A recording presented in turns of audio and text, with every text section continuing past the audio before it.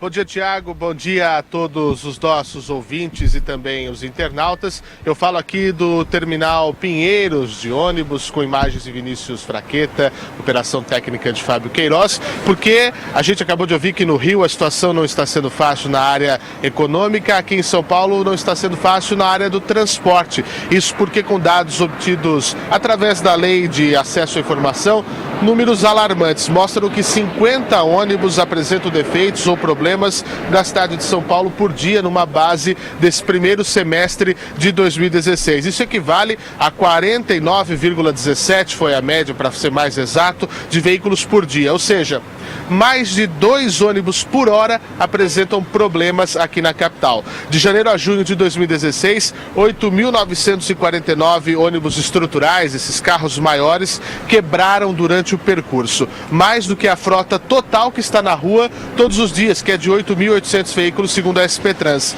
Vale lembrar que nesse mesmo período, 957 milhões de pessoas usaram o serviço e mais de 2 bilhões e 300 milhões de reais foram repassados pela Prefeitura às concessionárias. Falando das concessionárias, a Consórcio 7, que é responsável por parte da Zona Sul da capital, incluindo Santo Amaro, Capão Redondo, Jardim Ângela e parte do Itaim Bibi, é a que lidera dentre as concessionárias com o maior número de defeitos, de ônibus com defeito. Segundo a SP Trans, o contrato com as empresas exige uma manutenção preventiva, exige um plano que é entregue à autarquia, que realiza auditorias semestrais para verificar essa execução. E quando o ônibus quebra, segundo a SP Trans, a empresa tem que substituir o veículo imediatamente, sob pena de pagar multa de R$720. Mas quem sofre com isso, Tiago, quem sofre com isso mesmo é o usuário do sistema, que atrasa, pode perder o emprego, pode perder uma aula, uma consulta médica, enfim. A média é essa, praticamente 2 ônibus quebrados por dia. É muita coisa. Bom trabalho, Fernando. Professor Vila. Esse é um dos desafios, são tantos, do prefeito eleito, né? É enfrentar a questão do transporte dos ônibus, especialmente ônibus e tal, né? Que é um negócio complicado. Lembre-se que ele disse aqui no Jornal da Manhã da Jovem Pan, já como prefeito eleito, que não vai aumentar a passagem. Perguntado pelo Tiago, respondeu que não aumentaria a passagem e tal. Consequentemente, vai aumentar o subsídio que a prefeitura transfere a essas empresas. A fiscalização, e isso é uma coisa importante, é quase que nula por parte da prefeitura. E o curioso que nos jornais e nas revistas semanais, agora, que é do sábado e domingo, muitos estavam irritadíssimos com a questão de alterar o limite de velocidade das marginais, a questão dos carros, dizendo que é absurdo, a tendência mundial, aí começa a falar em Paris, Londres, aí vai. O uso do transporte coletivo é inacreditável, como as pessoas falam de realidade que não conhecem, né? A pessoa muitas vezes usa o carro para trabalhar aqui porque o transporte coletivo é esse que foi. E que não vai mudar a curto prazo, não.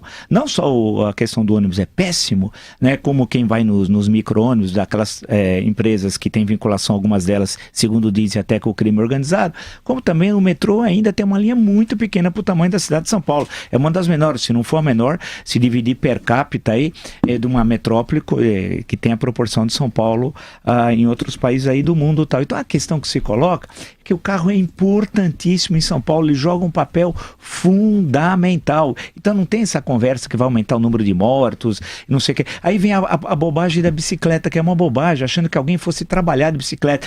Imagina um trabalhador sair da Penha, não está longe, está no início da Zona Leste, mais ou menos, no meio ali, e for trabalhar aqui na Lapa, pô, imagina se isso é possível. Então o que teve de bobagem, o que nós precisamos fazer é o seguinte, é melhorar a mobilidade urbana, todos os mecanismos de mobilidade, passa pelo carro, passa pelos ônibus, pelo metrô, pelo raio que seja, né? Não vão pôr carruagem, que só faltava por isso e tal. A questão é que é uma porcaria e ninguém é de ônibus. Tem gente que não sabe nem por qual porta entra. Essa que é a grande realidade. Vera. Esse fim de semana o prefeito eleito João Dória fez aí um passeio de bicicleta com os cicloativistas, andou ali na ciclovia da Faria Lima e alertado ali, ou avisado por esses cicloativistas sobre acidentes em alguns trechos das marginais, principalmente ali na Marginal Pinheiros, na Rua Hungria. Ele disse pela primeira vez que pode rever a decisão de aumentar a velocidade em alguns trechos, principalmente nesses que tem travessia de pedestres. pedestres. Isso é uma mudança, mesmo depois da eleição, ele veio aqui no Jornal da Manhã, reiterou a promessa de aumentar os limites nas marginais. Se ele realmente confirmar essa disposição de rever em alguns trechos, fazer trechos com 50 e trechos com 60 na pista local, é uma mudança importante aí em relação ao discurso da campanha, Thiago. E só lembrar uma questão, rápido, Thiago, sei que estamos correndo aí. O Jornal de Estado de São Paulo, na página 9, dá uma informação que eu estou aqui querendo saber de onde veio, porque eu fico sempre preocupado com os números, né? Eu digo que os dados apresentados pelo Jaiminho sobre mortes em São Paulo eram falsos, 4 por dia no trânsito, 4! Eu queria saber de onde. Leia a manchete, professor. Olha, aqui diz o seguinte aqui. Dória admite que poderá manter 50 km por hora em trecho das marginais e tal. Mas aí no finalzinho, diz o seguinte. A gestão Haddad sinalizou que construiu não sei quantas, tal. Ele diz assim, que entre janeiro e junho desse ano, 16 ciclistas morreram em acidentes. 16, em 6 meses.